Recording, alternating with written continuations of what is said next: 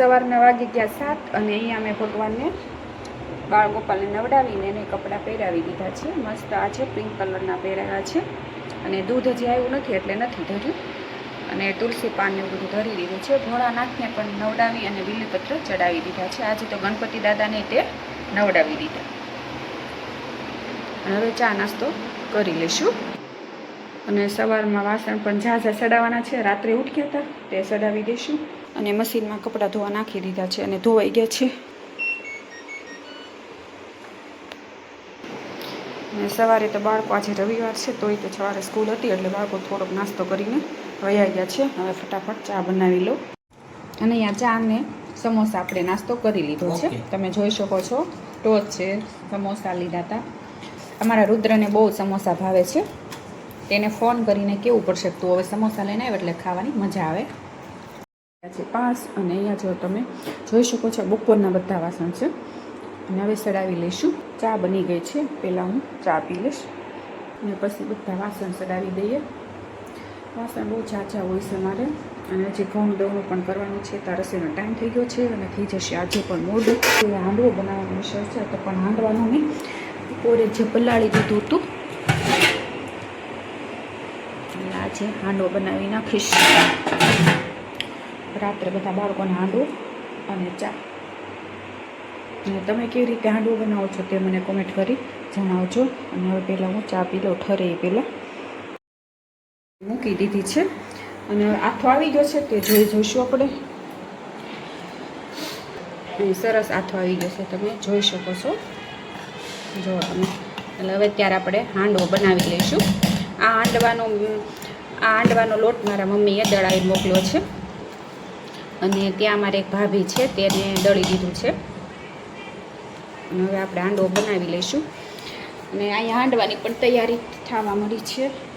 અહીં દૂધી ડુંગળી અને મારે યશુભાઈ સુધારી દે છે.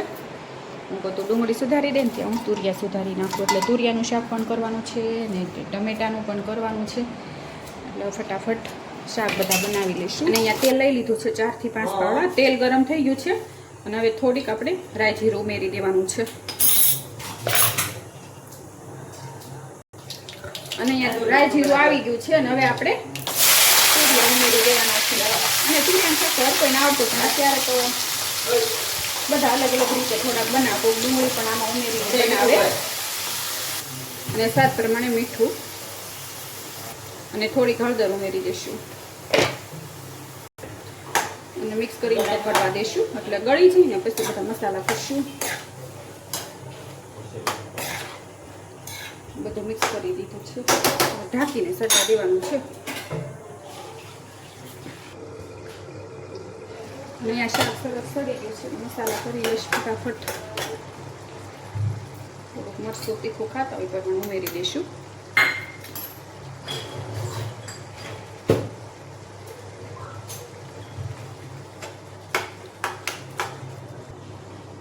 થોડુંક પાણી ઉમેરી દઈશું એટલે રસાવાળું હોય તો શાક ખાવાની મજા આવે.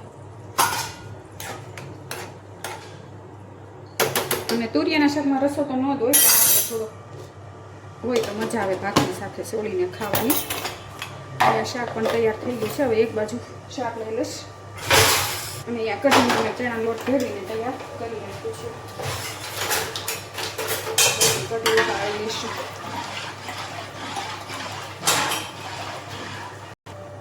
અને આ સાઈડ મેં શાક થોડીક વાર માટે કકડવા મૂકી દીધું છે. અને આ સાઈડ આપણે કઢીને વઘાર કરી લેવાનું છે. 3 મરચાં ઉમેરી દીધા છે. અહીંયા ખાંડેલું લસણ અને આદું છે તે ઉમેરી દઈશું એટલે સ્વાદ પણ સરસ આવે. આ બાજુ શાક પણ થઈ ગયું છે. વાગી ગયા છે 8 અને બહુ ખાવાનું શાક છે મોટું. હજી ભાખરી બાકી મિક્સ દાળ બનાવવાની બાકી. આ સાઈડ લઈ લઉં એટલે મિક્સ દાળનો વઘાર કરી નાખું. મિક્સ દાળ માટે વઘાર કરવા માટે અહીંયા તેલ મૂકી દીધું અને 1 ચમચી રાઈ જીરું ઉમેરી દઈશું. અને નાખી દઈશું ડુંગળી થોડી. ડુંગળી થોડીક વાર તાતળી લઈશું. ડુંગળી થોડીક વાર તતળાઈ ગઈ છે. હવે ટમેટા ઉમેરી દઈશું. અહીં થોડી હળદર ઉમેરી દીધી અને હવે 1 ચમચી જેટલું મરચું ઉમેરી દઈશું અને થોડી વાર માટે સાતળી લઈશું. સરસ મજામાં બધું મિક્સ થઈ ગયું છે અને દાળ મેં પહેલાં જ બાફી લીધી હતી એટલે જલ્દી રસોઈ થઈ જાય, પણ તોય મોડું થઈ ગયું. અને બાફેલી મિક્સ દાળ ઉમેરી દેવાની છે.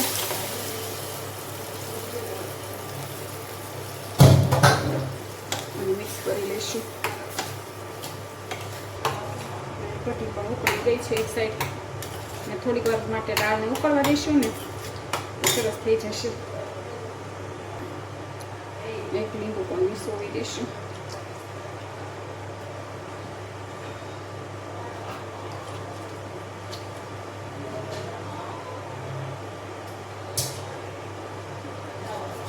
થોડીક વાર માટે ઉકળશે એટલે કલર પણ સરસ આવી જશે. અને અહીંયા આંડવાનો વઘાર કરી દીધો છે. તેલમાં ડુંગળી કકડવા મૂકી દીધી. હવે મિક્સ કરી દઈશું. થોડીક વાર માટે ડુંગળીને સડવા દઈશું. તલથી વઘાર કરવાનો એટલે બહુ સરસ લાગશે. અને થોડુંક રાઈ જીરું, અને કંઈ બહુ ડુંગળીને સડવા નથી દેવાની. આંડવામાં બફાશે ને એટલે સડી જશે. થોડા ટમેટા ઉમેરી દઈશું. અને અહીંયા દૂધી ખમણેલી છે તે ઉમેરી દઈશું.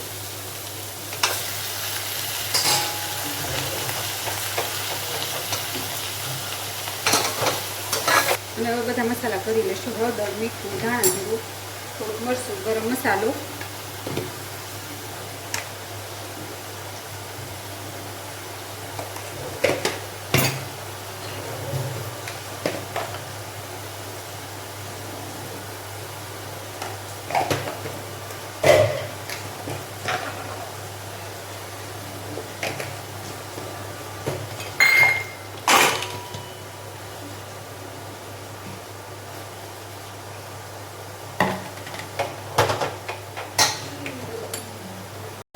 અહીંયા હાંડવાનું બેટર લઈ લીધું છે. હાંડવો આથો પણ બહુ સરસ આવી ગયો છે.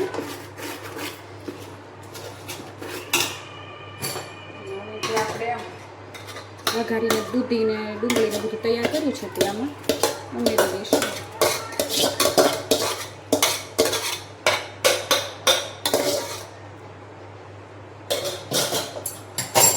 મિક્સ કરી દઈશું.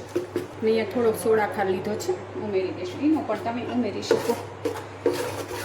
મિક્સ કરી લઈશું ખૂબ.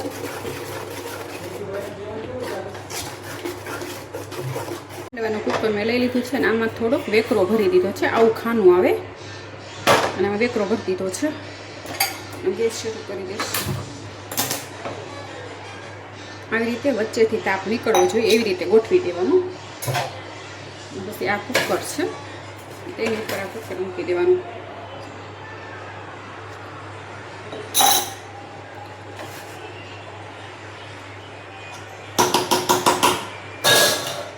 પછી આ જે બેટર તૈયાર કર્યું છે તે આવી રીતે ઉમેરી દેવાનું.